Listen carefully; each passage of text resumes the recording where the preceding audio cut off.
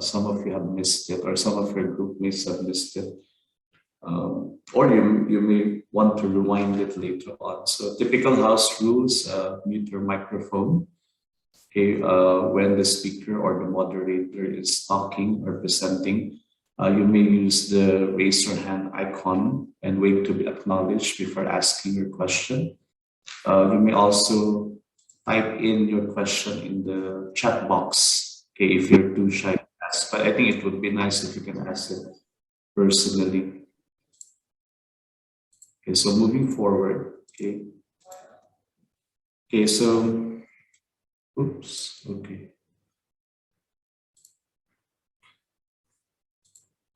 I think we're quite fortunate again to have our speakers for today. Okay, before I introduce them, I would like to share again the purpose of the ADP lecture series.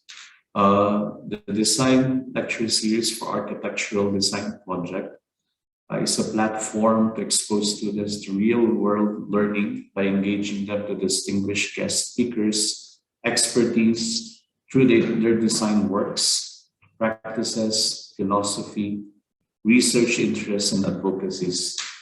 The topics are aligned to the themes and the focus of the studio, likewise aid and inspire the students in the development of their final project. Okay, the lecture for today deals with Garden City Megacity Strategies for the 21st Century Sustainable City, which is quite aligned to our project for this semester.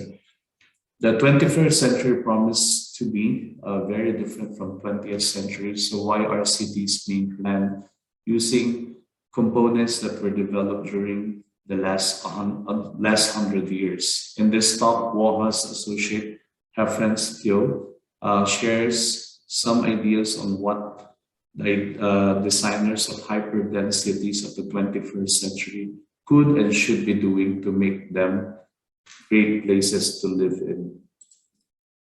So about our speaker for today.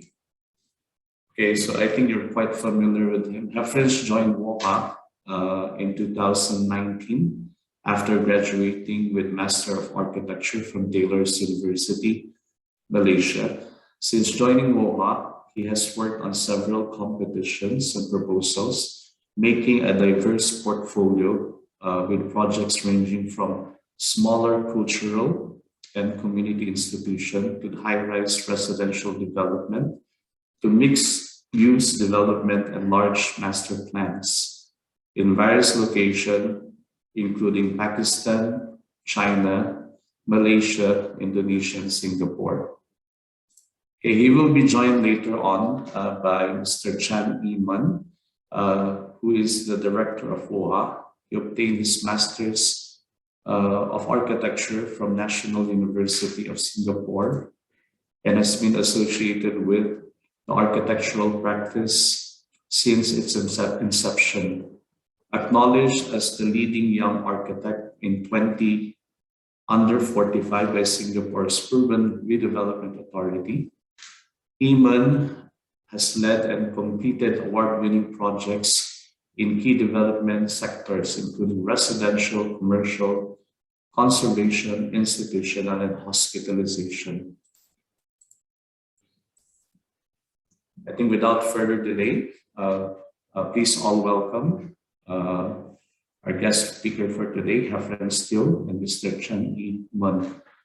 Feel free to share your screen and start anytime, Heffrence. Yeah. Hi. Thanks, Prince. Well, thanks. Well, welcome back to Taylor's. Sorry? Welcome back to Taylor's. At least virtually. Yeah, it was good to be back to Taylor's. Feel connected again. Yeah, so without further ado, I'll just start our presentation.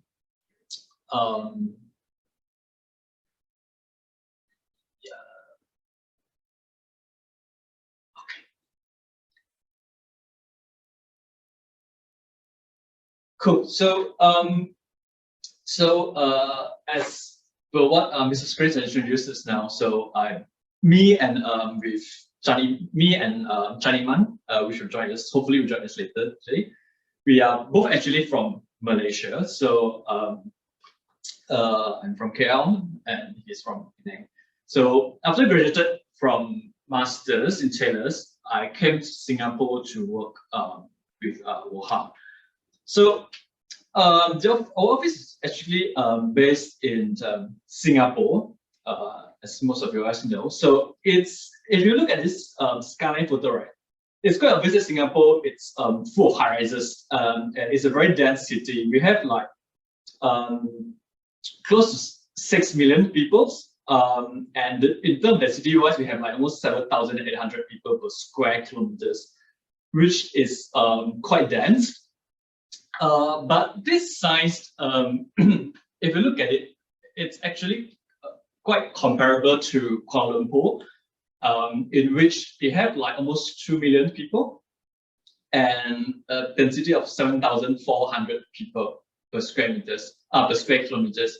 And from this point onwards, right, our city and urban environments will keep on growing. And we saw like the latest Merdeka 118 towers is coming on, and there's a lot of like big developments and cities expanding, so and so forth. So in fact, in studies conducted by UNICEF, it's noted that urban populations, it's going on a trajectory that it will keep on increasing from now onwards. So this shows in 2020 as comparisons to 2050s, in which cities will keep on expanding and become mega cities. And it's become even more obvious, especially around areas around Asian context, and also around the tropical belt. At the same time, according to research, we know that buildings actually account for 40% of global energy consumption, and cities account for 75% of global CO2 emissions. And if we are to look at that predictions that we consulted by UNICEF, right? So by 2050, 70% of world populations will actually be living in the cities. So with this data itself, it is an urge to, it's a call for us as a designer architects to really rethink about how or what should we do when we are designing, especially in our Asian context, to deal with density, at the same time to create a very livable and sustainable city environment for people to live in. And then at the same time, within this recent few years, there are a few world phenomena that hit us quite hard and make us rethink about how should we envision urban environment to be like. So the first situations, we know that there is a spike in urban populations, urban migrations. More and more people are started moving into city for livings. And then the second incident is of course COVID, which almost like changes the way how we perceive our spaces. People are now looking for more meaningful and conductive spaces for people to interact with each other, rather than jumping everyone together within a crossing or squares. And another critical issue that we are facing now is, of course, climate change. So it's become even more obvious, especially last years, in which there's one of the biggest floods that happened in Klang Valleys, KL. And this prompts us to rethink of how should we design our living environments and whether what we do is the right solutions or not. So in dealing with cities, we think that we shouldn't just propagating and expanding the cities without controls and by replicating blocks after blocks of generic living spaces. We should come out with something that suited more towards to handle the density that we need. At the same time, we should not forget about the human emotion side of spaces. So although like if you can see in this photo, it's actually a private housing blocks in Singapore, in which pictures a very fundamental and a very effective layout. But at the same time, it is devoid of emotions and meaningful spaces for people to interact. And in a term, it lacks inspirations. And I think this has become even more crucial in these current situations in which COVID's made us realize that we need human interactions.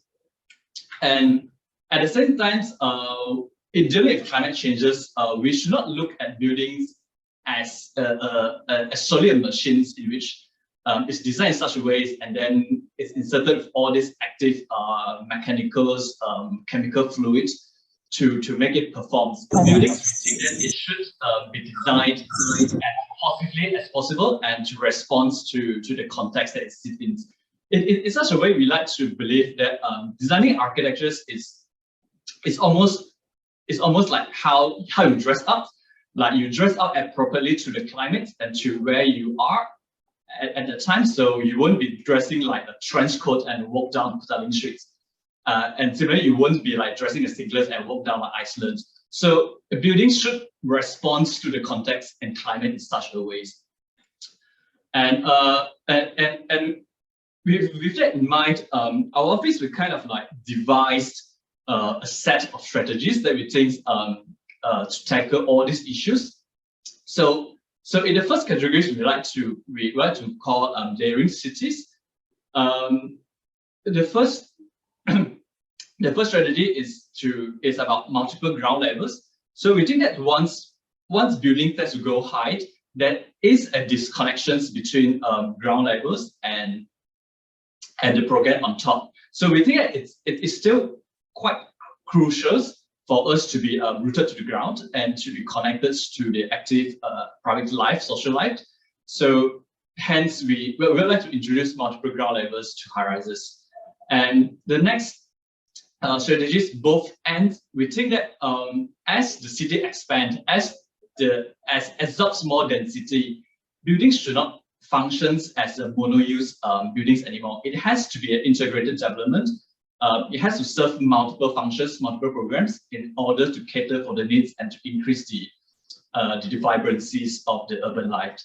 At the same time, high density, high amenities, it follows the same tracks in which with more people moving into the cities, we will need to introduce more amenities to cater and to create a good living environments for everyone. The next things to talk about is cities within cities. So it is the ideas of how essentially the ideas of 15-minute cities in which as the city expands, it should not the urban core should also be centralized and split away. So in a way, it's a combination of multiple cities itself, and each of the clusters can function on its own, and together they join up to form a bigger cities. The next idea of sky villages, we would like to introduce the sense of communities in urban high-rises, which often neglected. Next, we come to domesticated megastructures. We think that this is very important, especially in a dense urban context, in which we would like to domesticate the buildings, to break it down, to bring it back to human scales instead of a very solid machine scales. The last one, embedded skyline, is something that we have always pushing for in our office, in which we think that as more and more precious land has been taken up by buildings. Oh, okay. As Already.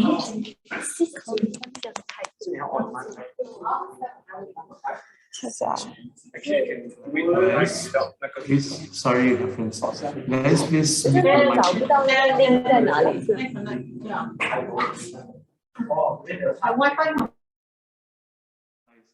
Sorry, Heffrence. Yeah. No worries. Yeah. Okay. So the last one, inverted skyline. it's something we think it's quite unique. That's something we are trying to push for in our project in the office, in which we tend to look at how buildings in the city, how they usually take up a lot of precious land areas, and it gives nothing back to the public life.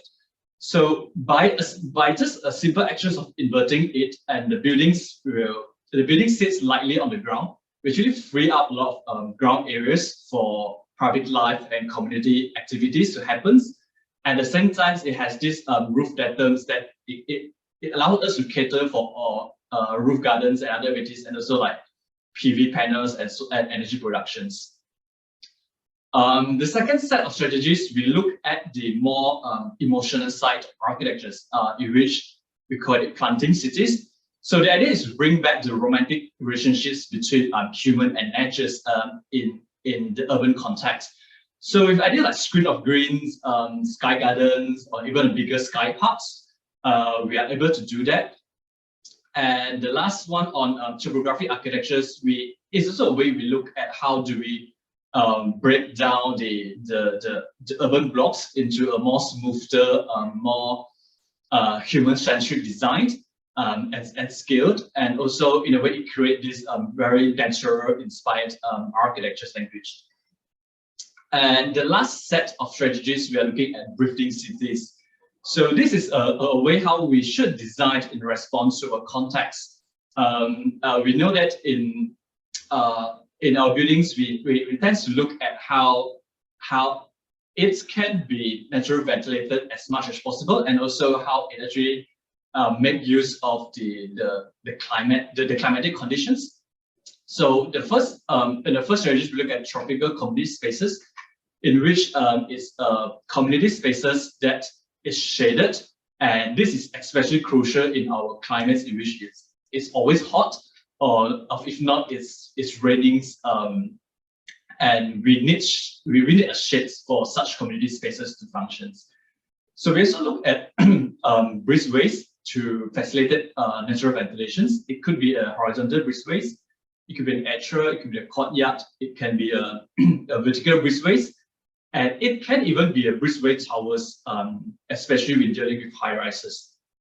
And the last strategies to look at is actually one unit tick. So what it means is that to design spaces that are actually just one single unit ticks. It could be residentials or schools or other programs. The idea is to break down the massings to make it more porous, so that natural cross ventilations can actually happen across the space itself.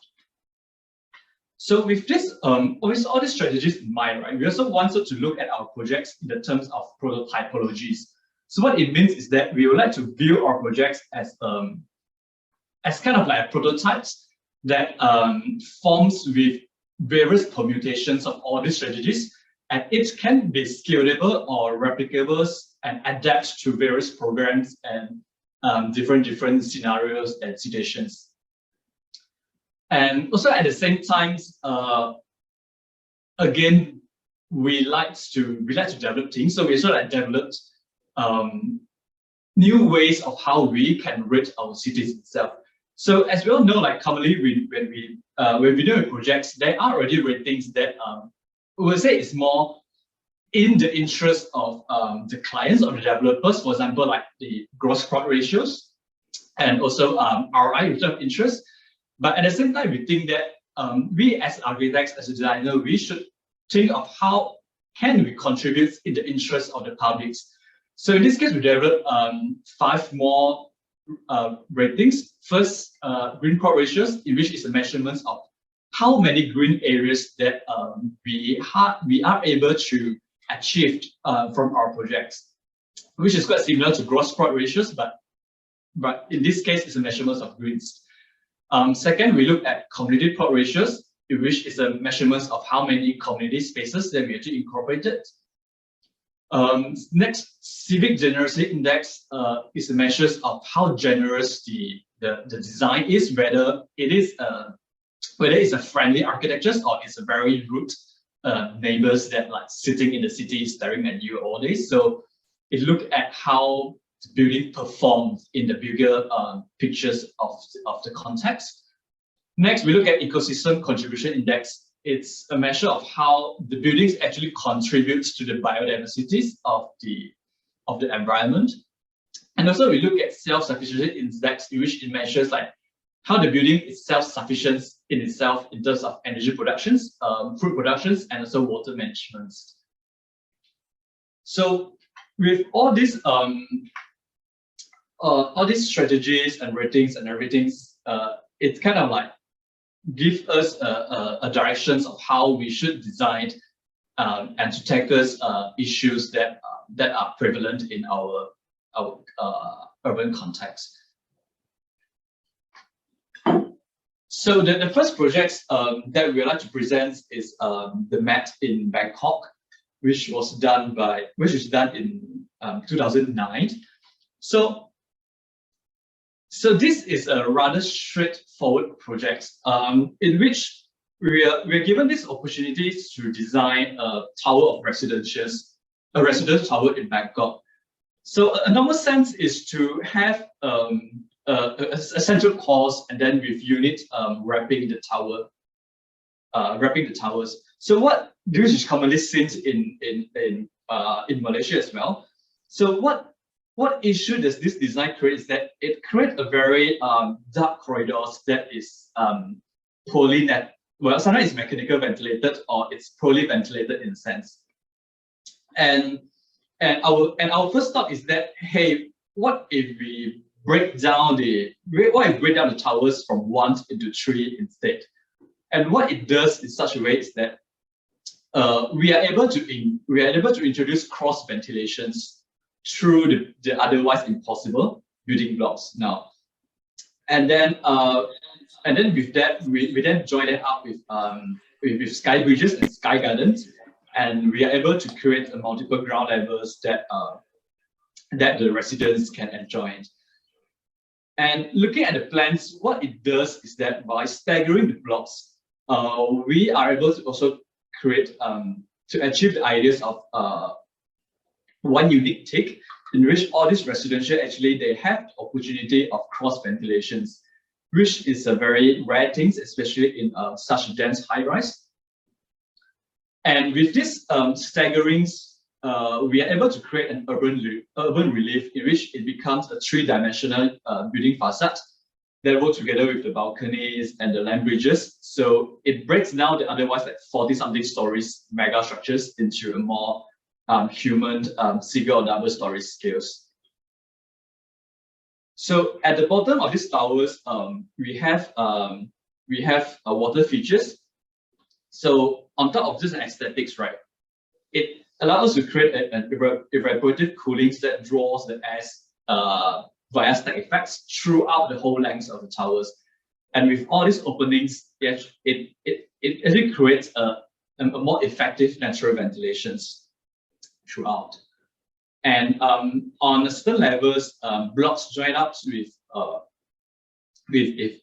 sky gardens, and in a way, it creates almost this experience of you like literally living on the grounds. But this photo actually was already taken around like some 30-something stories above the sky.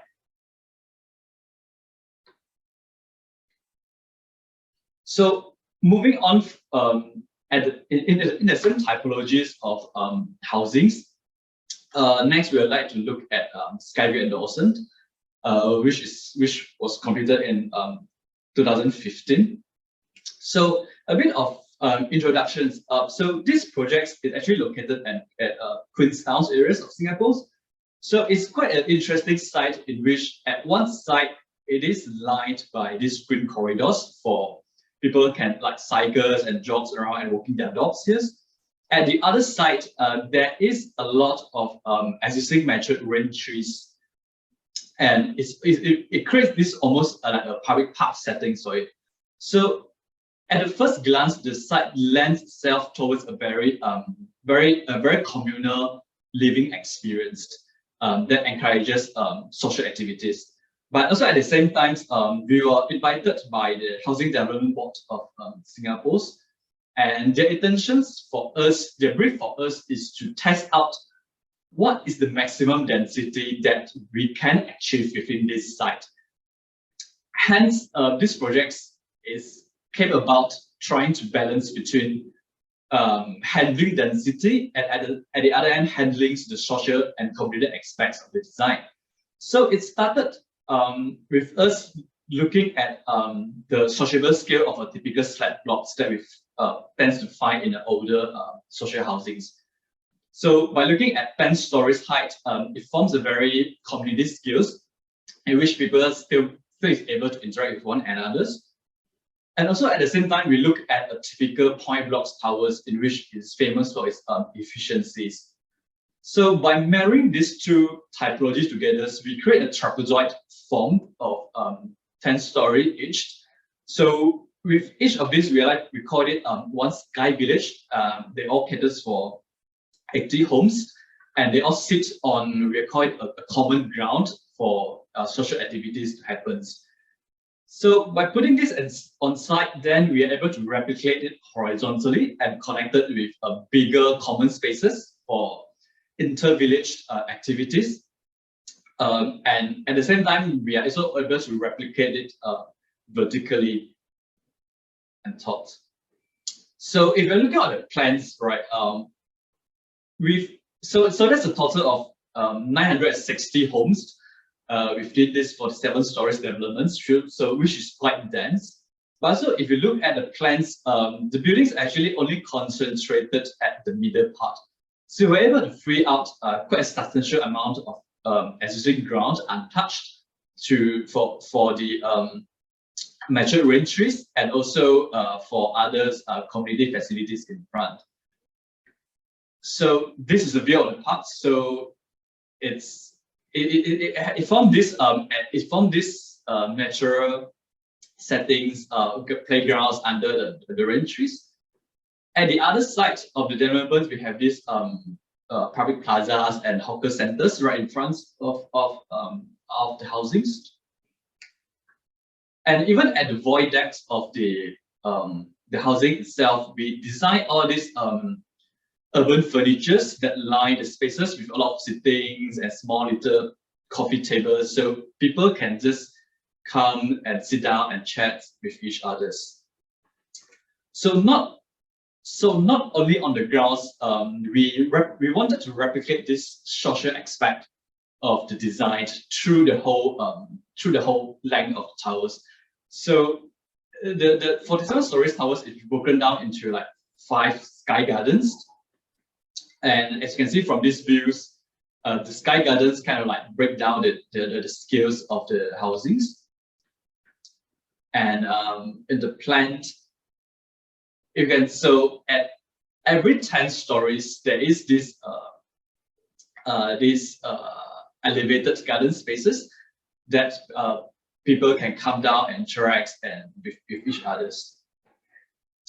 And what we think is quite interesting with this is that it not only creates more community spaces, but it actually, in a way, it contributes to the safety of the environments, because rather than imagine like having your kids to go down from like 30 stories down below to play and with no ones to look after. Now they just need to come 10 stories down and they can play within this house, and then you from your unit can actually look down and you can just say hi to them and you can like ask them out to come back home for dinners and so on. And it's this sense of neighborhood securities that we also create. And at the same time, I think what is interesting is that because we kind of like design all this residential as a stacking of villages, there is actually a very strong community spirit, and there are a lot of inter-villages activities or even competitions has been going on within this housing itself. And I think that is something new that we can introduce in high-dense housing development. So next up, I would like to share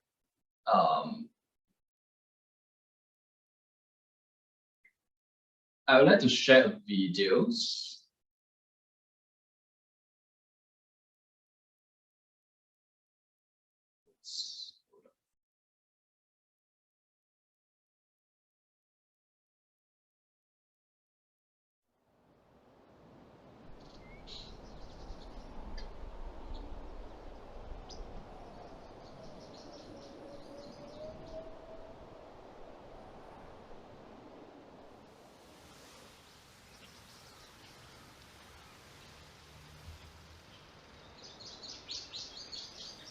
Yeah, so as you can see, all these are actually the elevated sky gardens.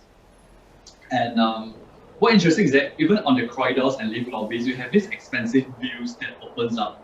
To one side, you're actually looking at the greens, the botanical gardens of Singapore. And on the other side, you look back into the city. So it creates this two-dimensional viewing experience. Right. And also because it's a public housings, so it's open to public, so anyone can actually come here and like take the lift up to any one of the sky gardens, or can go up to the roof of the 7 stories, and you've got these panoramic views of Singapore.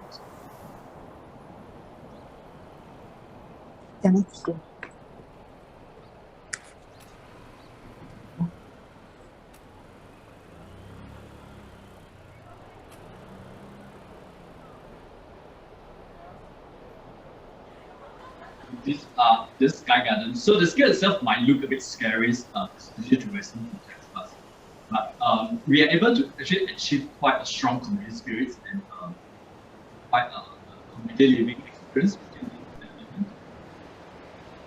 And yeah, so as you can see, this is actually the views from the highest rooftops. It's open to publics. And on one side, we've got this very wide open views, the obstructed views of the whole scene. It's also quite a famous spot for people to look at animals.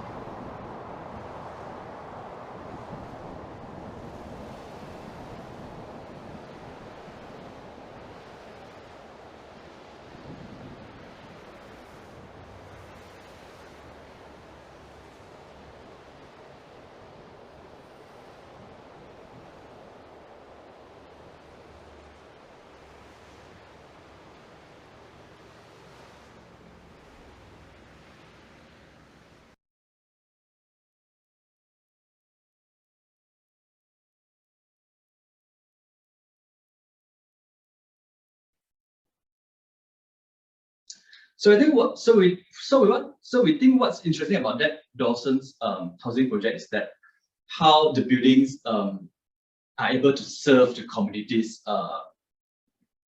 in a rather private, well, it's a public housings, but in a rather private natures of our programs. So the next projects that we like to look at is School of the Arts Singapore, SOTA, in which it follows also a similar ideologies of how the buildings can contribute to the publics. So a little bit of background. So this project is actually a private art schools catered for secondary educations, which is around like 13 to 18 years. So due to the natures of the project itself, for security purposes, in a normal sense, a school of such young kids will have perimeter walls to secure the environment and for the safety concerns of the students. But we think that since these are art schools and art is all about expressive, it's all about interactions and meeting people's performance, we kind of look at how can this project actually, how can the art actually interacts with the urbans and with the city life. So the first strategy we look at is actually to lift the whole art school up above the grounds, and on the ground itself we introduces performing spaces, auditoriums on that can host multiple activities, and also cutting across the site. We started to introduce this public thoroughfares that's open 24/7. And we have this even like this public amphitheaters that people can sit and enjoy the cityscape, and people can just mingle around at the ground of the schools. So yeah, this is the interiors of one of the auditoriums, and then only above these public spaces is where the school is located. So the school is designed in such a way that it's actually it's actually forms with multiple linear slab blocks. So what it does is that we are able to create a cross-ventilated breezeway, and with lectures halls and lecture theatres hanging between these blocks, and to facilitate cross ventilations. And what it does is that we are able to introduce natural ventilations to all these multi-volume spaces, and also into the classroom itself. As you can see, like this breezeway actually porous, is opens from one end to the other end, and the classrooms directly flanking these breezeways are naturally ventilated, and we are able to save a lot of cost in terms of energy usage.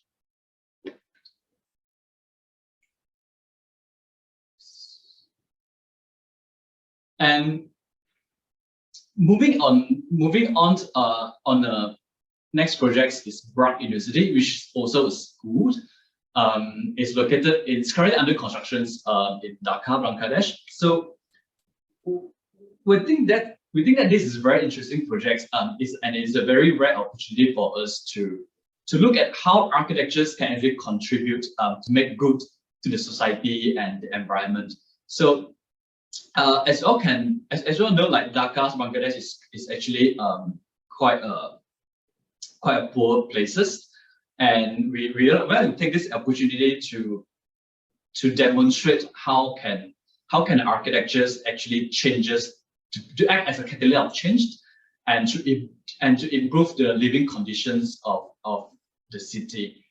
So the site actually has a very unique site context in which it's actually sit on this man-made ponds that's filled with rubbish and that's kind of polluted. So the buildings will sit on top of it, and we take this as an opportunity to challenge, like, how can the buildings make use of the waters, and to perhaps clean the waters, and to create this kind of facilities, amenities for the enjoyments of all of the neighborhood. So on the plans, it integrates together greens and blues and the architectures itself to form an integrated a school environment.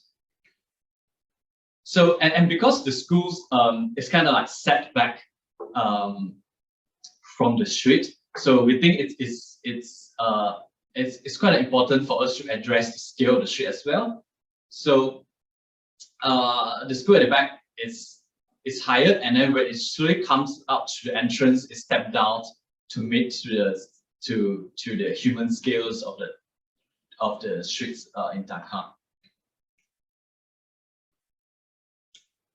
And this is the current constructions, which was taken a few months ago. It's slotted to be complete by sometime next year, and this is what it will be when it's completed.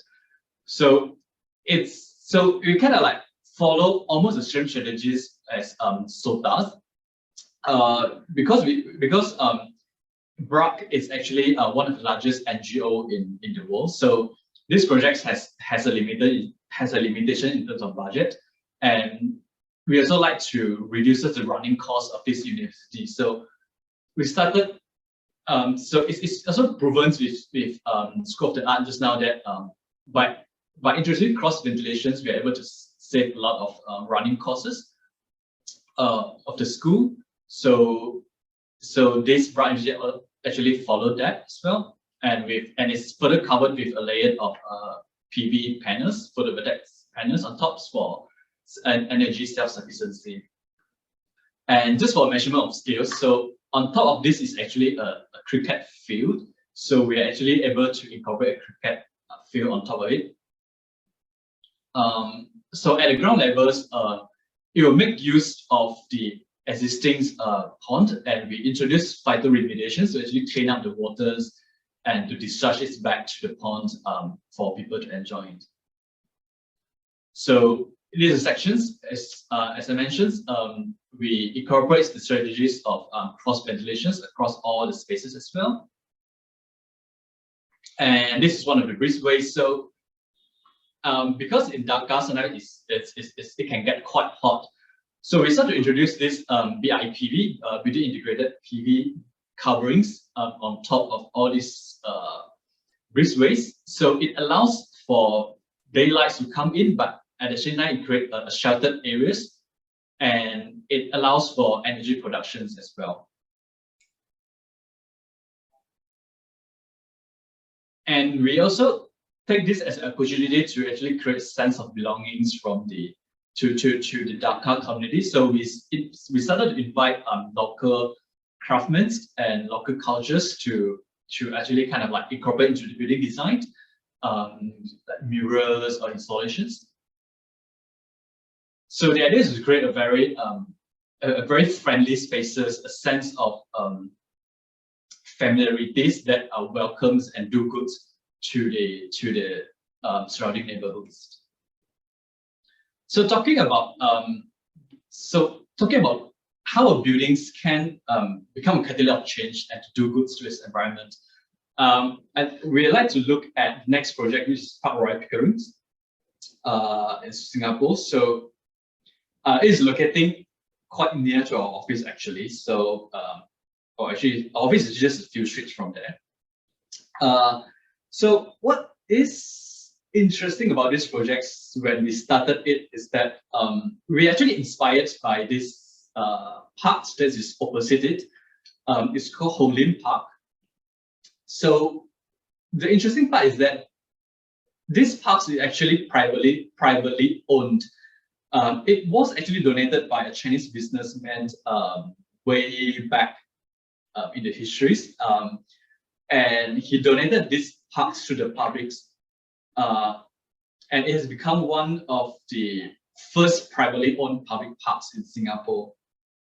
And with an area of 15,000, we would like to look at what can architectures and what can our design actually contribute to the city in the same way in the same generosity that this park does. So in our design itself, we are able to actually achieve the same amount of greeneries as the park with half of the land areas.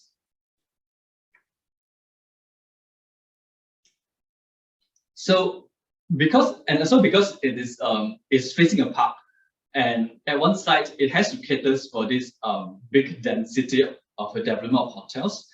So we look at ideas of how can we soften the human eye level of the approach towards the hotels. And as you can see from here, when on the street levels we come close to the hotel, you see these layers of green draperies across to create these very welcoming spaces. And then also at the same time, you saw this topographic architectures, in which the idea is to break down the scales of the architectures into a more romantic terrains-like nature languages. And what it does is also create a transitions from verticality to horizontality, and it creates these sheltered urban plazas and urban thoroughfare passageways. So as you can see, this is really aligned from in front of hotels. We create this civic generosity of shaded passageways that walk throughout the length of the site. So also because at the same time the holding part is a rather flat greeneries, and due to the site limitations of the grounds, we're going to see like how can we actually translate these horizontal greens into vertical greens as demonstrated in the hotels. So the greeneries and the park areas are then further duplicated into 4 levels of sky gardens, and we break down hotels rooms into tiers into like 4 stories per tiers facing a planters. And this is level 5 at the facility floors. So despite being in an urban context, right at the city center of Singapore, we're actually able to create these very resort villas experiences, and we borrowed the view from the park opposite the hotels to create this expensive villa experience. And this is a typical floor plans of the hotel units. So even like up above in the rooms, you are able to enjoy like greeneries and blues as part of your hotel holiday experience. So what is also interesting about this this layout is that in a normal sense, hotels corridors is the most wasteful spaces in terms of running costs, because it has to be naturally ventilated, but at the same time, it is not occupied by anyone. No one is going to stay in the corridors. So what we are able to achieve is that with this design, 50% of hotel corridor are actually opened and being naturally ventilated, and it's lined with greens and like waters and so on. So as you can see, like on the right hand side, these are actually all the hotel rooms doors already. And on top of that, what we are able to introduce with that is we create a new facade of greeneries and these romantic landscapes that creates views to the neighboring housings and the neighboring building as well. So instead of looking at the highly reflected glass, they are now able to enjoy these very soothing views. And even in the rooms, you're able to enjoy high up in like 20th floors, you will still be able to enjoy the greeneries as if you're living on the ground. I would like to share another second video.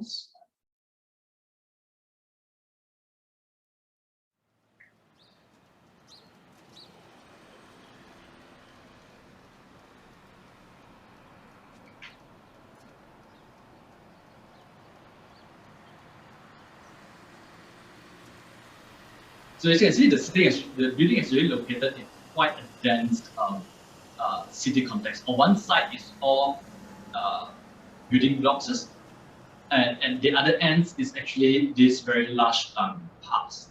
So the buildings becomes a mediators between these two environments, and how the urbans and the natures can blend together.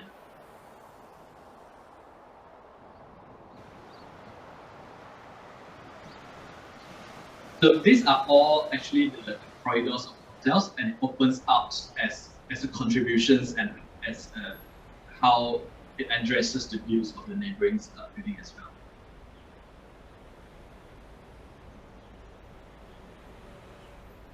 So looking down, this even has a sense of this very Balinese kind of a resort experience to it, but without knowing, you're actually in the city center of Singapore, and far views of here are actually all the horizons.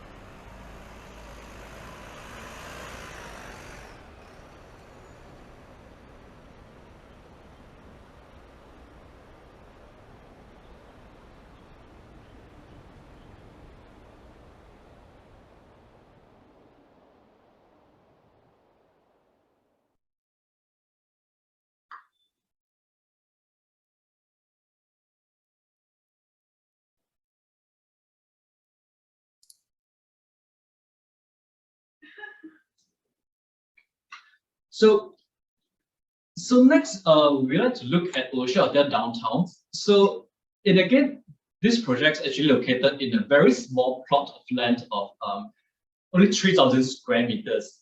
And what even more difficult is that it is located in an even more dense areas of Singapore, with adjacent blocks like directly across the street with almost no setback at all in these cases. And when we first was given the opportunity to design these hotels, the greatest concern is that it's actually from the neighbors, like what will they be looking into the site? So will they be looking into like another glass buildings or another like concrete facade? And so that becomes actually our starting point of design of these hotels.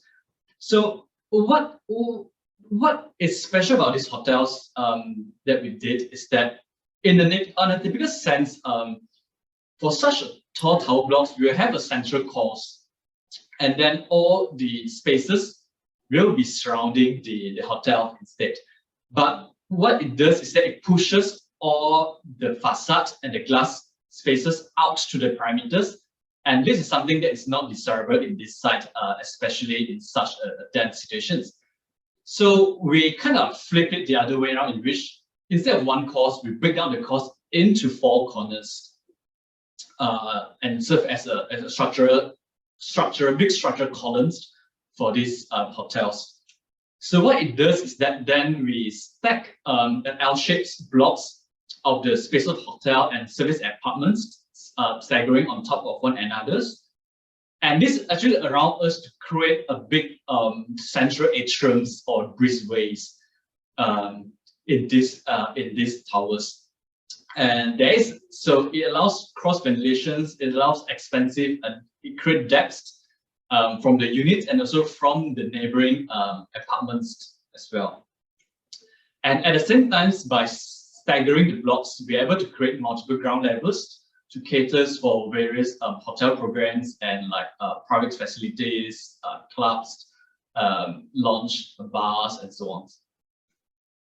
And then we further wrapped the whole buildings with this soft, almost fluffy kind of a green facade to create an additional layers of interest and treatments to the architectures.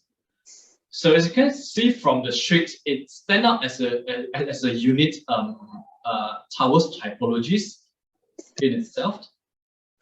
And we are quite relieved that once this building is completed, we stopped hearing complaints from the neighbors that and they're actually quite happy with what they are seeing right now. So they actually have this very soothing green views when you're looking out from the windows. And this is actually one of the sky gardens. So you can see, like in hotel rooms, you can look down onto this private lawn. And you have this extra depth of views that otherwise you won't be able to achieve in such a dense city context. And for the next video,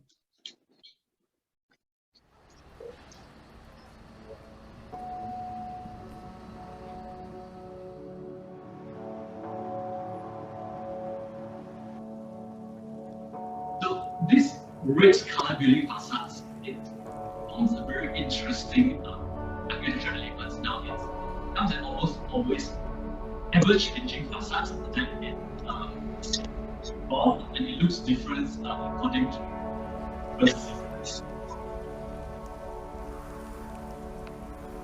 so almost as if it becomes a live facade.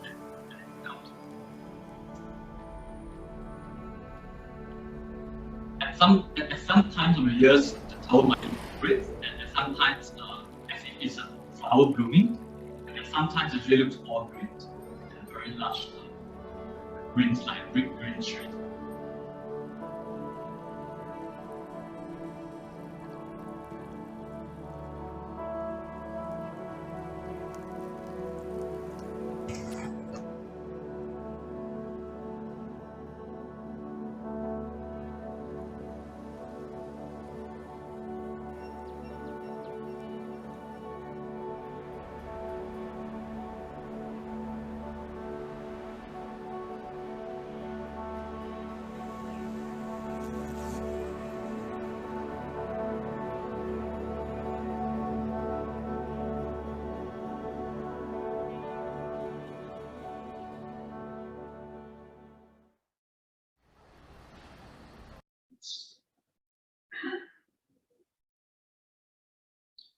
So what we are able to achieve here in this design is that we're able to actually create a green plot ratio of 1,100. So imagines like, what if all the buildings, all the towers in the city started doing that? Then suddenly we have like 10 times more greeneries and 10 times more fresh airs for us urban dwellers. And at the same time, we're able to introduce like 20+ species on sky terraces and 20+ species on the facade. So it all contributes a lot towards the ecosystem and biodiversities of the cities. And so it almost, the whole project almost as if the creations of a forest itself. So at one point, it almost blend together like a big mountain or a big trees. And not only solely for aesthetic purposes, this building actually contributes in a way that it reduces the urban heat island effects. So as measures from one of the studies by Kandel, in which by cladding our buildings with these red mesh screens that is covered with these greeneries, we're able to actually have almost a 21-degree maximum facade reduction in facade temperatures, and that resulted in almost like 43% of reductions in and cooling energy consumptions.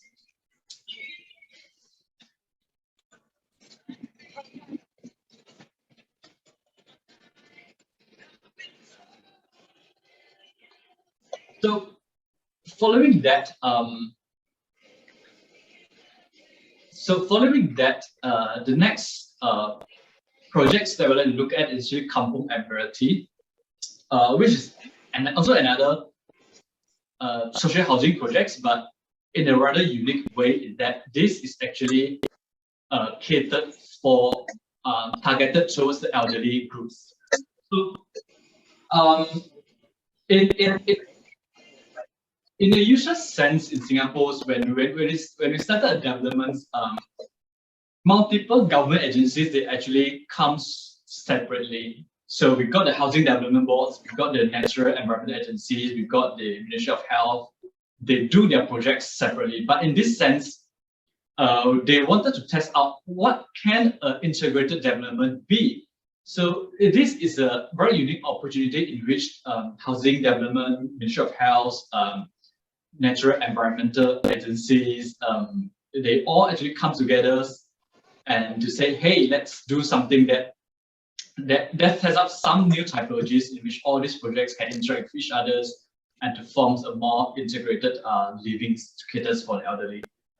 So it sits on a nice 9,000 square meter site. So in a typical sense, we would think of how like to put all these programs in a separate blocks. So it has commercial facilities like community spaces. It has a medical centers and a social housing. But we think this is a very weak approach in which there is a minimal interactions between each of these programs, and they are actually all looking into each other's. And we think this is not this doesn't go well with ideas of integrated. So we started to look and into it in a different way. So first we laid out the commercial blocks on ground levels, second floors, and so on basement, and to activate the street levels.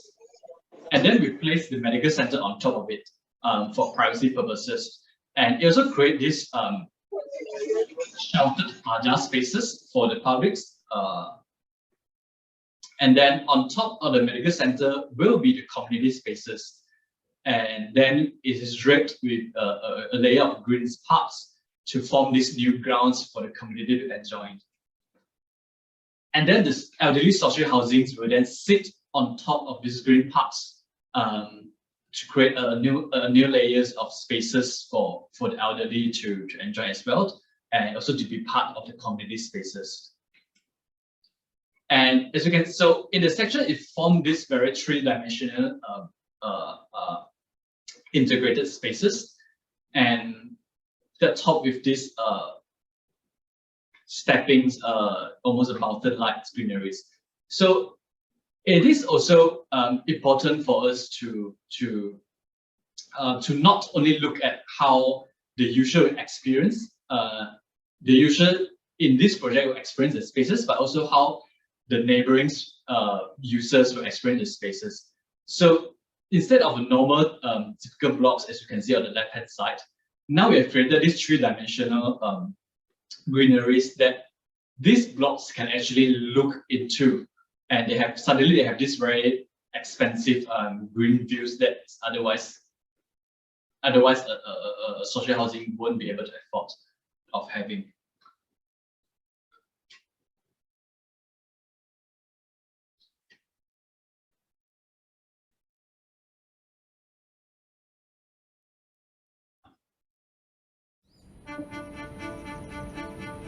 So this level actually is right next to the MRT station.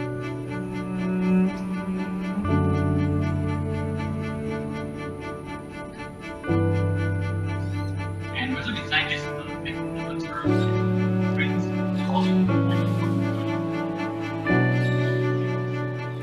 ground,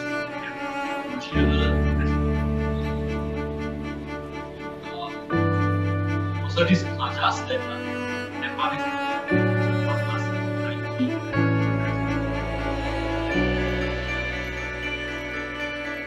three floors. And on level 2, we have a hawker center that is really overlook and all this space is really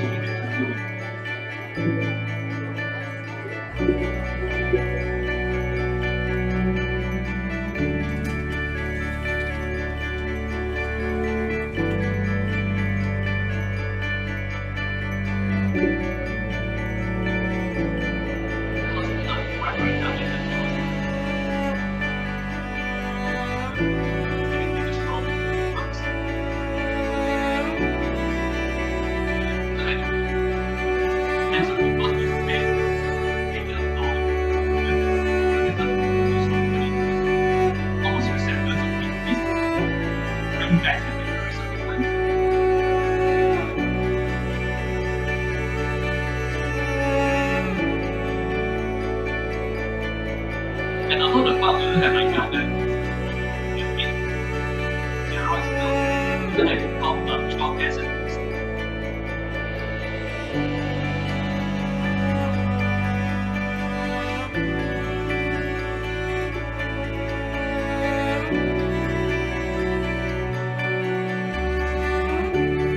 And we have a completely farm it's a well integrated living of play and gardening on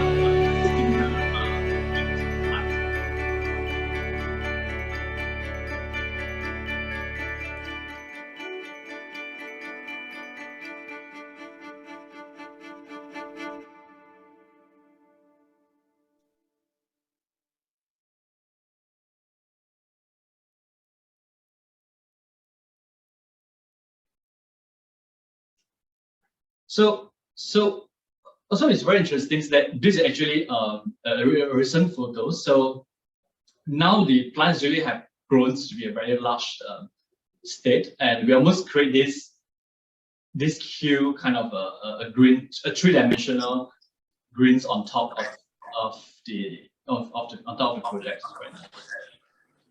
And what it does is that we actually able to introduce almost 50 animal species to this site, and it is comparable to the greens the green fields next to the site, and we actually achieve more biodiversity as compared to that.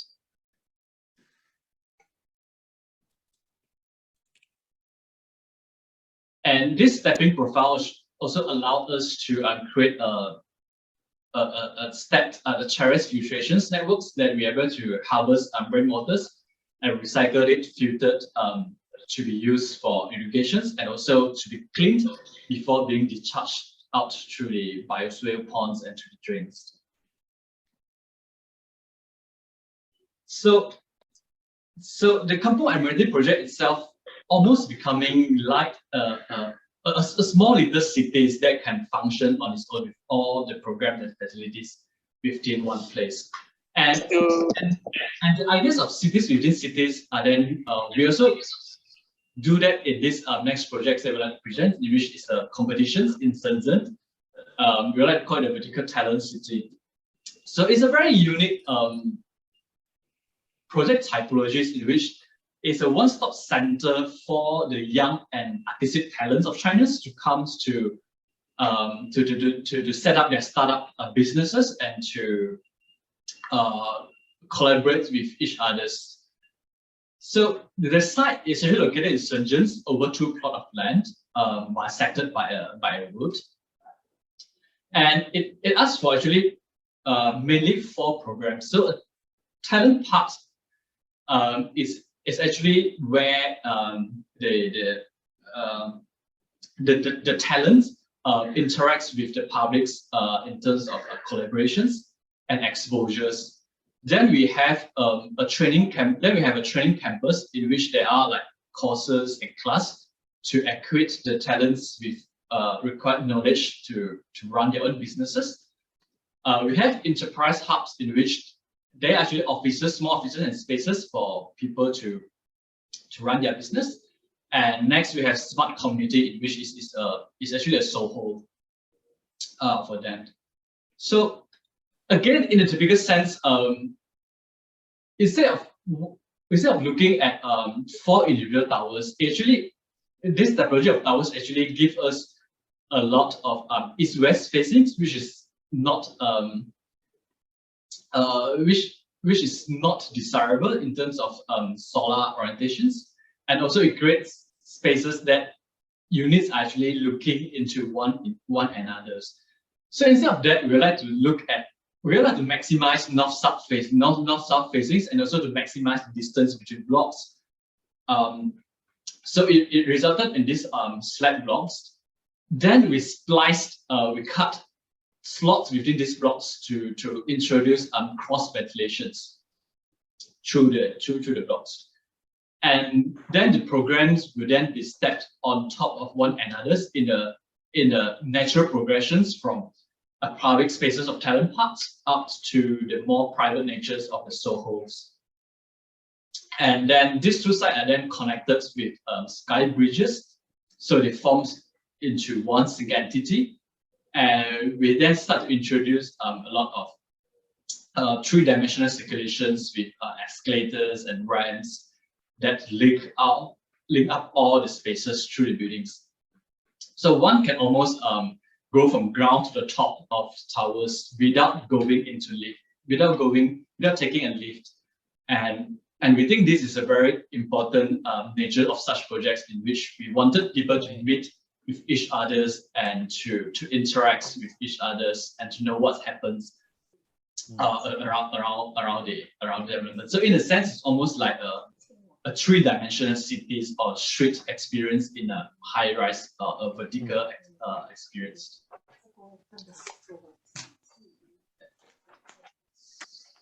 Oh.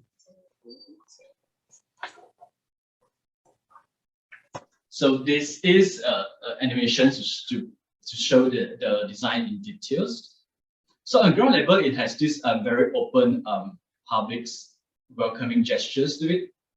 And one can basically take the escalators on ramps and walk all the ways up the towers and across the 2 sides. And dotted around this element, there's actually a lot of meeting spaces for people to come and interact, to hold events, and to say hi to each other.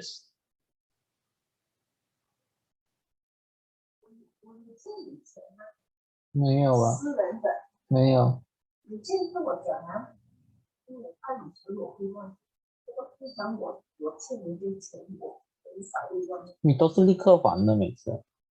So what we wanted to achieve in this project is that we wanted to create a street-like experience where activities bring life to the streets, and then but to translate it into a vertical context and a very dense urban context.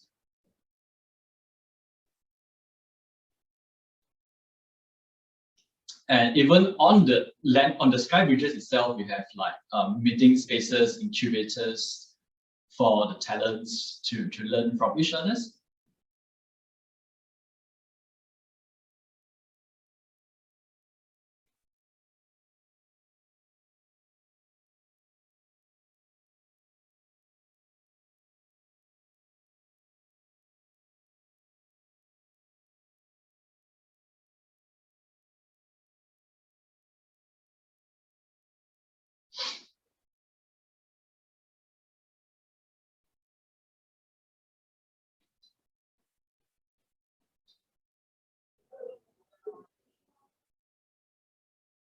And the internal spaces of this breezeway ashram is also lined with greeneries. And we're able to achieve that by using solar tubes and also grow lights. And on top of these breezeways, we're covered with BIPV, which allows daylight to go through, but at the same time spread sheltered spaces and also energy productions.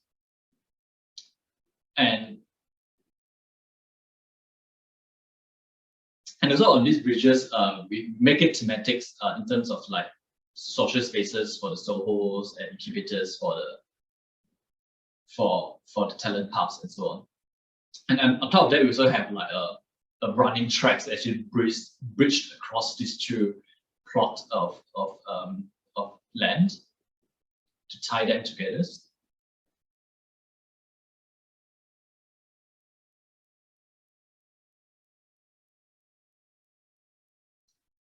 So the whole development almost read as a very, instead of towers, we want it to be read as a street or a city itself, but it's in a three-dimensional ways.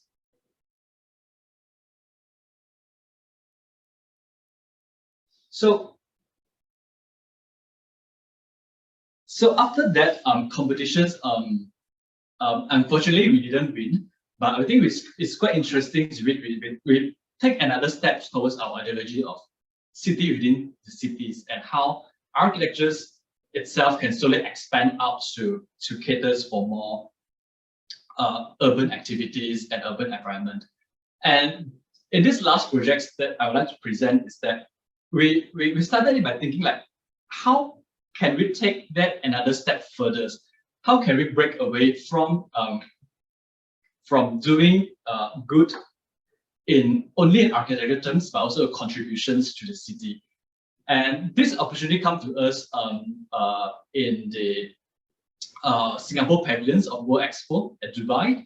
So as you all know, that World Expo has always been a platform for the world to come together and to demonstrate and to showcase like what are the current technological breakthroughs and what are the achievements that we as a human species actually achieved throughout the years. And in these ways, Singapore has always been a forefront of the ideology of city in the gardens. We always look at how humans and natures can live together and cohabitate together. And with that in mind, we are given these opportunities and we want to look at how can we actually incorporate our tropical strategies of nurturing the plants and to create these livable environments, but to transport it and to translate into a desert climate. And we think this is also an important way in which we are able to reverse desertifications and also to bring down global warming and so on. So the pavilion itself, well, is a temporary structure. So it's a very straightforward 3 inverted cones act as structures. And on top of it is another ground levels in which we call the sky market. And so the first strategies we know that is plant, in order for plants to survive, for plant to thrive, they need photosynthesis.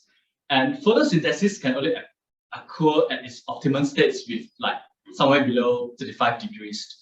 So in order to achieve that, we have to incorporate grow light, and also at the same time we need to create a shaded environment for them. So this leans towards us creating a big canopies that shades these whole ground levels. And also with this canopies, then now we're able to have a 3-dimensional, almost ethereal kind and environments in which we can populate them with greeneries, dripping plants, and so on. So it's a little bit on the programmings of the pavilion. So people come to the pavilions here, and then they start to walk up a series of ramps, and the ramp will then walks around the cones and then puncture through each of them, interacting with the installations and the activities inside the cone. And yeah, as you can see, this is one of the views of the pavilions, in which has almost a surreal experience. We have greens on the ground, on the wall, on your ceilings. You're almost like enveloped by the greens itself. And we also incorporated mist fans to bring down the temperatures to create more comfortable environments as compared to the scorching sun of Dubai out there. This is actually the view of the inside view of one of the cones. We have these connected installations that's making use of these Dipterocarps seedlings, which is a very typical species of our tropical forest. And then on top of these ramps and cones sits the sky market, in which all the activities actually happens. And this is one of the views of the amphitheaters that host talks and so on and sharings. And because this is in Dubai context, and Dubai has sandstorms, so as all you see right next to these two sides actually blinds, so they can be lowered down and lifted up to seal to open up the space as a way to handle the sandstorms. And so what it achieved is that we are able to actually give back almost 50% of ground covers to landscape. And the building actually touches lightly on the grounds with these cones as the structures. And with all these greeneries and blues around, we actually managed to achieve like 6 to 10% coolness than the surroundings. And with these three-dimensional cones, we have extensive amounts of plantings. We created almost 1,900 square meters of planted surface. And on top of that, we have the new ground levels. We also create food waste segregations to meet zero operation waste cost, waste goal. And on top of this sky market, then we top it with almost 500 solar panels that powered the pavilions for the 6 months periods. And it's then dotted with sun pipes to produce light energies to produce light for the photosynthesis of the plant below. And also to note that all organic food waste is actually treated daily on site, and this energy is really produced from the solar panels itself. So in such a way, more than just a pavilions as a demonstrations of what is possible to achieve, this actually has become a prototype for us. We're going to call it a new Oasis in the Desert urban prototypes, in which it is the same set of strategies. As you notice, it's actually a combination of all the strategies that we have presented in the earlier on slides, and we managed to put it all in one project together. And this, we'd like to look at it as something that's scalable and replicable in other contexts of similar natures. So in fact, currently now, we're actually working in a super huge public housing, affordable housing project in Pakistan, in which we are adopting this strategy itself into like 10, 20 times bigger of the site. And it is a very interesting project, and we hope to be able to share more of that project in a later stage. So just to recap, so in this very simple temporary pavilion itself, we're able to achieve our goals of like almost 170% green replacements, 100% energy and water self-sufficiencies, and 100% of organic food waste treated on site, as well as create a more livable environments in the scorching hot desert sun of almost 10 degrees Celsius lower. then and the pavilion does not end here. So we actually now then takes the data that we collected from the pavilions and compare it with other things. For example, like in the desert, in the Badlands, and compare it with bungalows in Dubai. So what we can see is that the pavilions actually perform better in terms of like air pollutants removals, in terms of O2 releases, solar heat reductions, and so on and so forth. So it's almost as if buildings and architectures in such a manner do more good than doing nothing at all in the desert. And we think this is something. This is actually a direction that we should push for in constructing in such a dry, arid context, in order for us to reverse the climate changes and desertifications.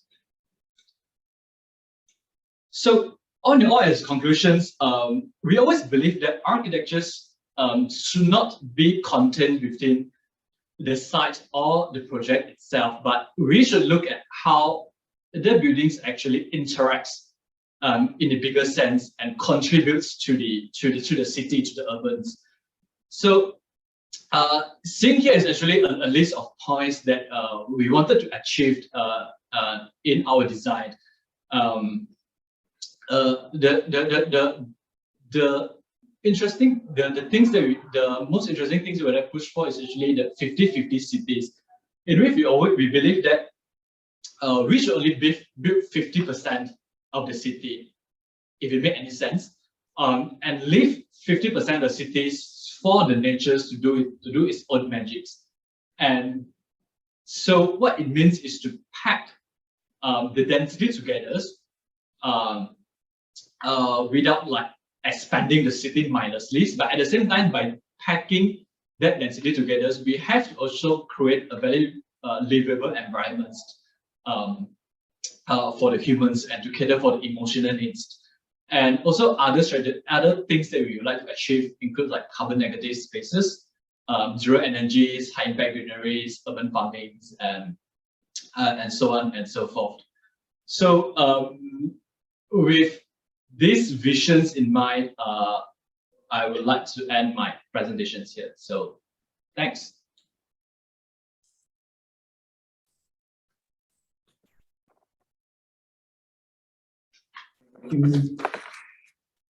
Okay, but Heffrence, I wish we could hear the big round of applause the students are giving you. Okay, but we can always give a round of applause, a virtual round of applause for our guest speaker, Heffrence, and a proud Taylorian.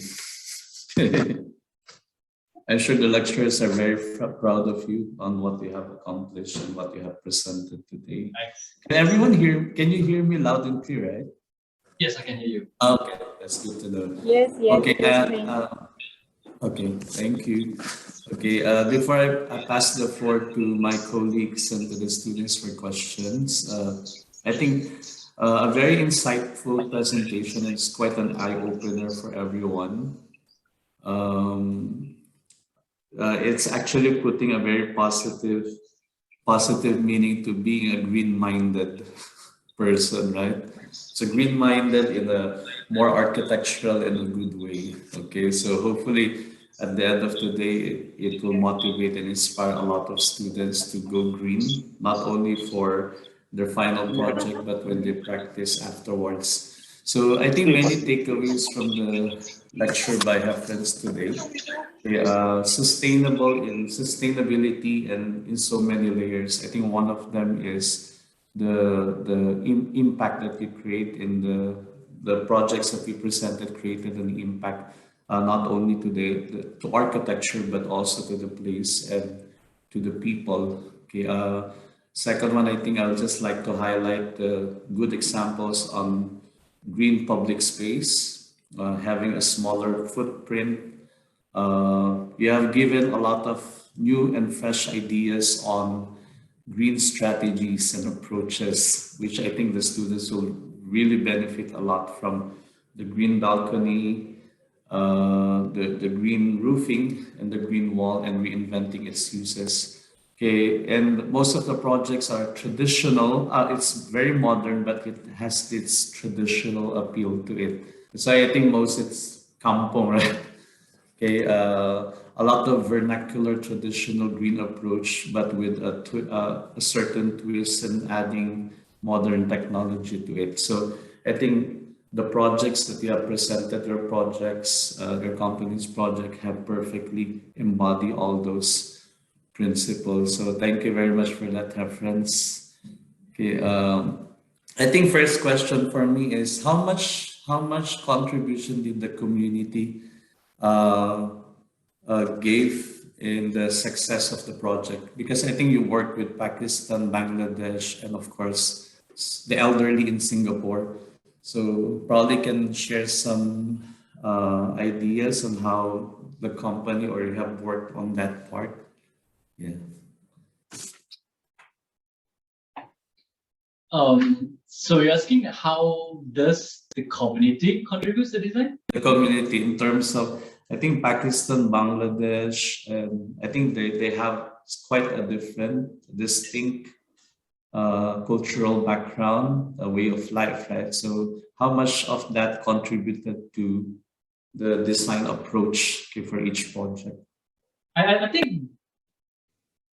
I think that is a very important thing to consider at the beginnings, even throughout the design of the projects, because end of the day, we wanted the buildings to function optimally in a certain context. So by doing that, first we need to know like what are the climatic conditions of the site, and then these climatic conditions, of course, we can get it from Google, from research. Then we need to know what are the living conditions or what are the cultures at the site. So this sometimes we had to approach to local architects, or sometimes we spoke to representatives from certain communities, and we sometimes also have like a community communities event that we are to present our schematic design and to seek for their response and their feedback onto it. And I think as architects, we shouldn't ignore such inputs, because end of the day, they are the users, and they will determine whether it is a successful or it's a bad project. And by only addressing all these needs, then we are able to create what we call a really sustainable buildings, not in terms of greens itself, but also socially and instead of community experience. Thanks, Heffrence. I think that's highlighting the importance of understanding the user and understanding their cultural background, which was quite evident in the projects that you have presented today. Okay, thanks for that. I think we have a question from one alumni before I pass it to my colleagues in this. Very interesting work in shadings. What strategies did you take in your high-rise projects to compensate the noise level created by the idea of multi-level public facilities or multi-level communal spaces? Yeah, I think it all has to do with the way we plan out the program. So we need to know like which is public, which is semi-public, which is private, and we want to reduce the maximum amount of interactions between these spaces. So, for example, if you look at Skyview, so the public spaces of the Skyview, the housing developments, right? So on the rooftops, there's no unit, so it's all publics. And on the intermediate sky gardens, right, wherever there is public spaces, the sky gardens are actually facing the other side of the units.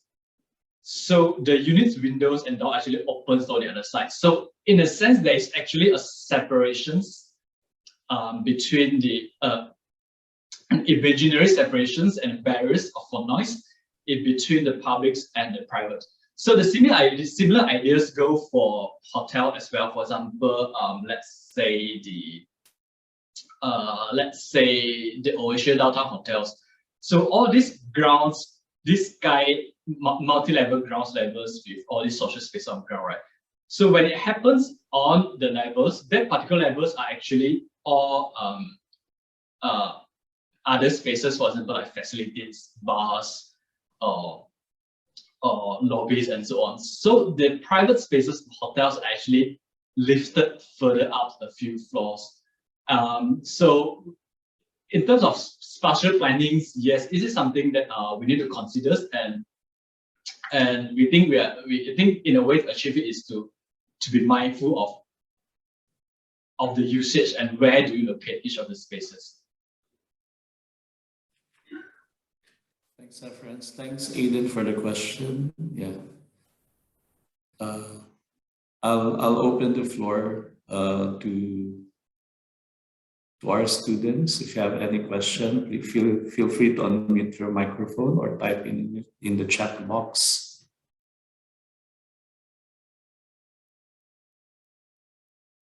Okay, too shy.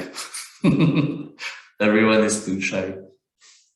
Okay, or probably my colleagues, Ms. Tay, Mr. Manin, Mr. Manny, Mr. Jess.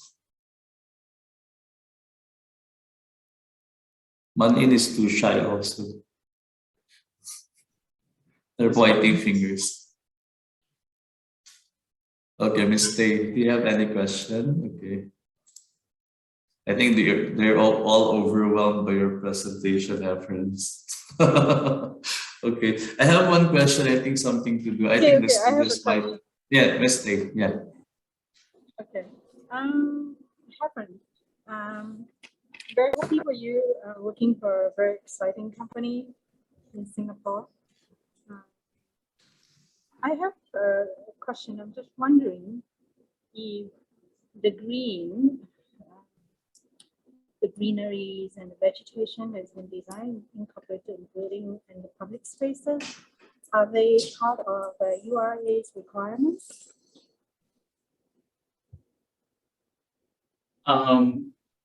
Sorry, I was just catching you like not very clear, but are you asking like are those greeneries, everything part of URA's requirement? Yeah, the green provision and the public spaces, you know, the ratio of that. Okay, they so designed according to URA's requirements or over and above? yes. So interesting things is that some of the projects when it first done is not part of URA requirements. It's actually something additional that we wanted to achieve in the projects. But once the project is done, and now Singapore it's interesting in the way that the urban regulations keep on updating. So now URA has started to come out. Well, those who know, URA is our urban development agency, which takes us of these master plans and regulations in Singapore. So they have started to rewritten some of the regulations. So in certain new development, especially the city centers, now they actually want you to achieve like 100% green replacements and so on. So there's a percentage of green replacements that projects need to achieve now. So, and public spaces, not in very straightforward terms like, hey, you need to create these public spaces, but they started to also say like, you need sheltered spaces to connect from point A to point B, and from development A to development B. So this has slowly started to be written into part of the regulations.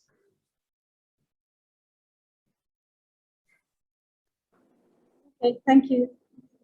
Thanks. Thanks, If I'm not wrong, one quick question, Heffrence. URA has a vision that is to connect all the major buildings in downtown Singapore subterraneously, underground. Is that right?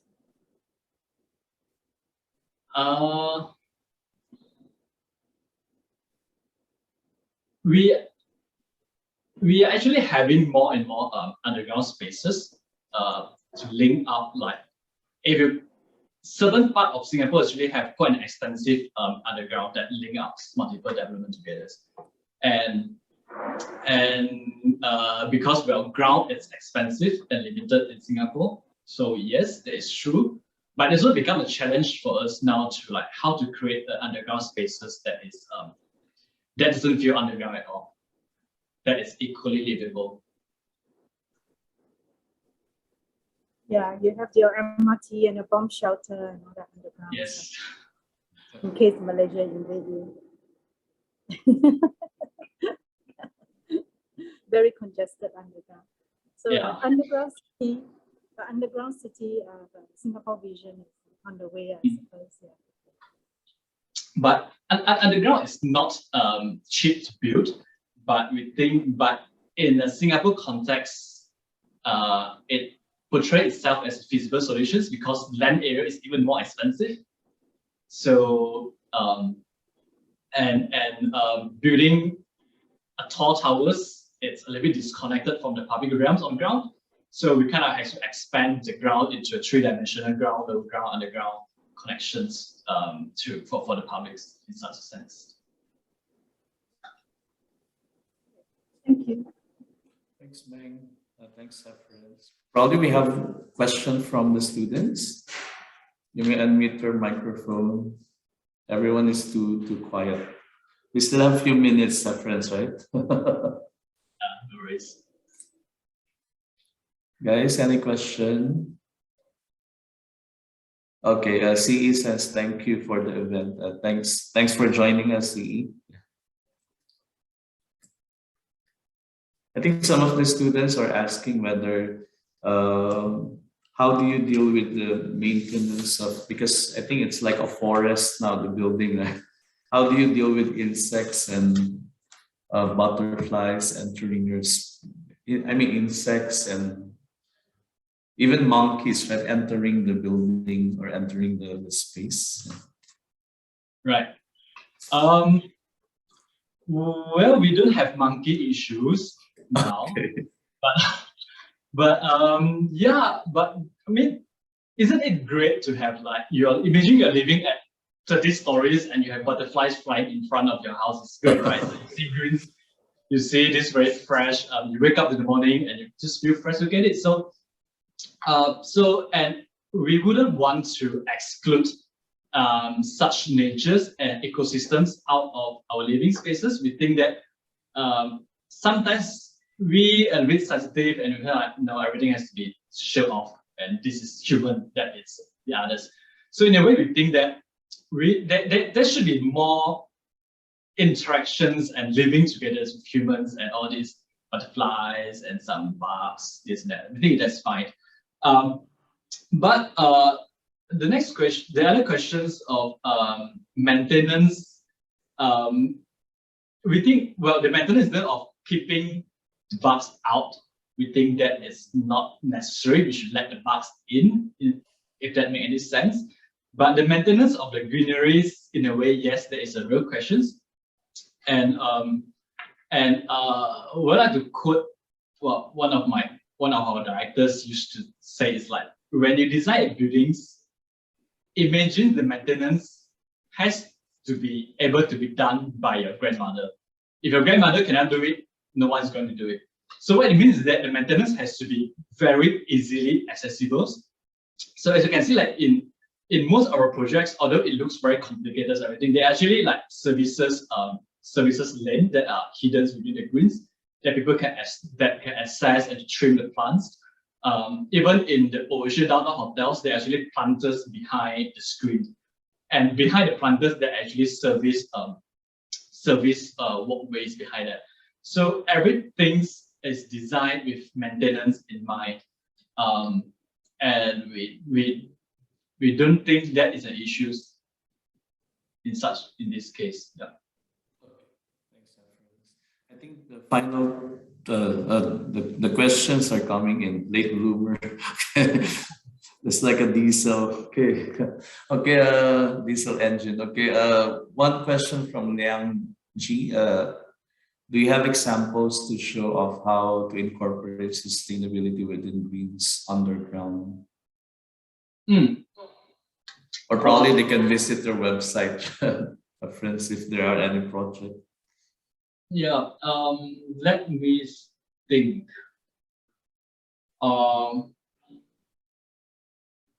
There are a few projects which is currently under construction. What we tends to think first, I think first issue is that we need to break away from the connotation that we have in underground sewage. It's something that's very dark and something that is very artificial, like artificially lit, mechanically ventilated, and so on. So we need to break away from that stereotype. So underground, when we start to introduce like voids or multi-volume spaces, atriums, that make the underground kind of blend and transition seamlessly towards the ground level, then that actually takes away the experience of you walking down your dark tunnel. And it can be achieved with a lot of multiple strategies. You can have like, well, the most straightforward way is like having a courtyard. And now, because now there is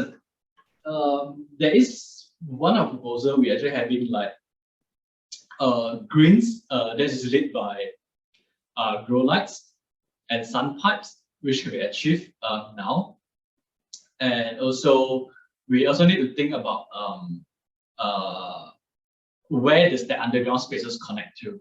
So we want to make sure that there is a big public footfall toward the spaces, and there is a way to actually make that spaces active, and it will takes away from that very typical dark kind of environment for the undergrounds. And we're talking about sustainability. So underground is very easy for, of course, rainwater harvesting. Rainwater collections with harvesting tank could be underground, so it shouldn't be a problem. Thanks, Heffrence. We have two more questions. From Chen Chi. May I ask, how do you pick and choose the types of greeneries for the buildings? I think specifically the species he's asking. Yeah, so for every project, sometimes we work with landscape architects, and most of the case we work with landscape architects, but we, in the office of WOHA itself, we are actually quite knowledgeable in terms of plant itself. We know what kind of plants thrive within what kind of situations. So we tend to able to make suggestions towards the clients, and then if they need a landscape architect, we'll bring the landscape architects in. But what important things to take note is that the species has to be local. For example, of all the plants that we did in the Dubai Expo pavilions, they're actually local to that climate. So we actually source plants from the nurseries that's within Dubai themselves. So we know that plants can thrive within such a context already. And in terms of Singapore, it's quite straightforward. It's almost similar to Malaysia. So those plants thrive in tropical climates. And the next step is to make sure that they have they have the right amount of water, have the right amount of sunlight, and that on. So that controls the decision of the species. Thanks, Heffrence. I think one more question. How do you tackle the challenge with space efficiency when there is multiple voids and open public spaces? From Page, yeah.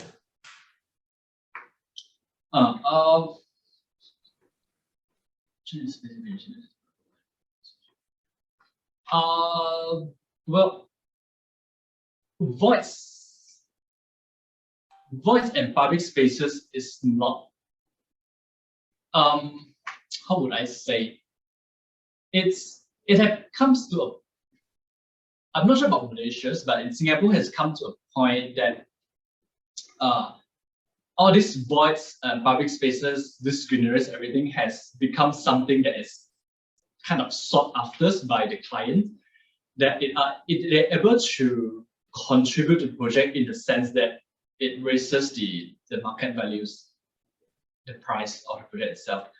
So by having all these facilities, these sky gardens, suddenly they're able to actually sell the units, or the unit are highly more sought after than another development that is just bad and it's just it's just maximizing efficiency. So although on paper, yes, maximizing efficiency is good, but at the same time, like, people might not really want to live there. They prefer to live towards somewhere that has these features and facilities to it. And at a certain projects we actually still be able to achieve quite high efficiencies by having, like, strategically placing the void at places that are otherwise not really that useful. So at a way, we kind of like turn the void, turn the spaces into something that is usable, that the users can come to use it, and actually create an added value instead, without compromising on the efficiency. Like, we are still able to achieve the pro ratios, the efficiency of it, and then we are just doing more than doing less. Okay, thanks, Heffrence. I think final, we cannot disregard this final question. Okay, I think for 1 or 2 minutes you may answer. May I know, is walkability one of the main considerations during the initial design process? What are the considerations while designing path for people in multiple spaces in the building? Yes, I think it's a big yes. So walkability is in fact one of the most important criteria that we are pushing for. It is less obvious in perhaps in the projects that I've shown, because they are all single buildings.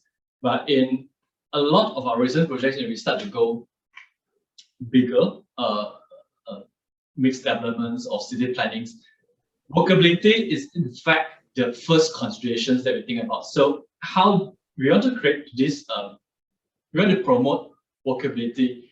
So the first thing is, like, where are the nodes that people are coming from? Is it from public transportations, from certain urban core city centers?